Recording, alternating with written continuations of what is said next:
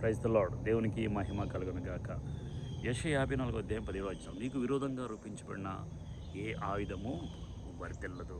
Bible వాక్యం సెలవిస్తుంది, నీకు విరోధంగా రూపించబడిన ఆయుధాలు ఏవి కూడా వర్ధిల్లనివ్వకుండా దేవుడు చేస్తాడని వాక్యము.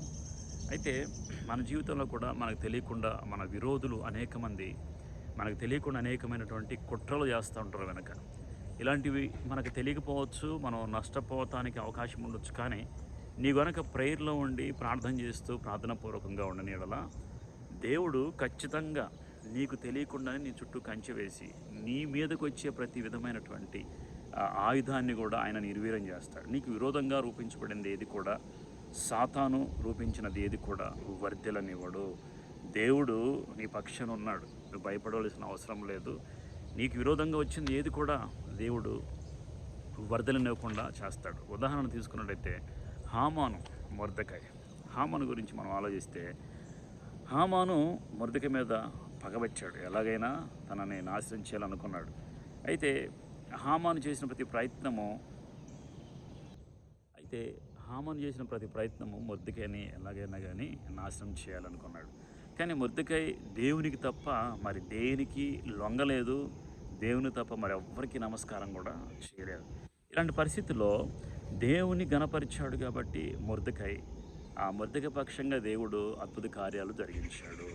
హామాను ఎన్ని చేశాడు చూడండి, ఉరికొయ్య కట్టించాడు, ఎలాగైనా కానీ మొర్దెకైని నాశించాలనుకున్నాడు. మరి ఇవన్నీ దేవుని దగ్గర నిలబెట్టి, ఆ దేవుని దగ్గర పెట్టినటువంటి ప్రార్థించినటువంటి మొర్దెకైకి దేవుడు పక్షంగా నిలబడి హామాను చేసిన ప్రతి ప్రయత్నాన్ని వ్యర్థపరిచాడు. ఎవరైతే ఉరికొయ్య కట్టి ఎవరైతే మొర్దెకైని నాశనం చేయాలనుకున్నారో వారు కట్టిన ఉరికొయ్యకి వారినే వేలాడదీసేలాగా దేవుడు చేశాడు.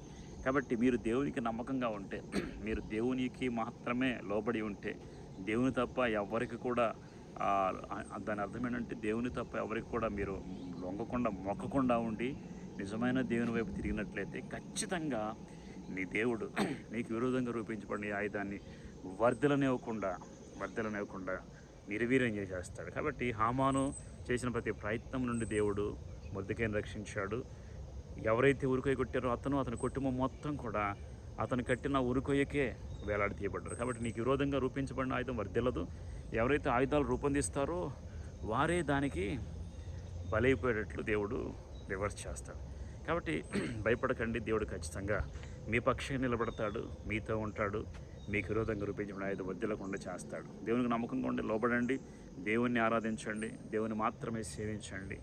దేవుడు నీ పక్షంగా నిలబడి నీకు విరోధంగా రూపించబడిన ప్రతి ఆయుధమును వర్ధిల్లనివ్వకుండా చేయనుగాక. ఆమెన్. God bless you.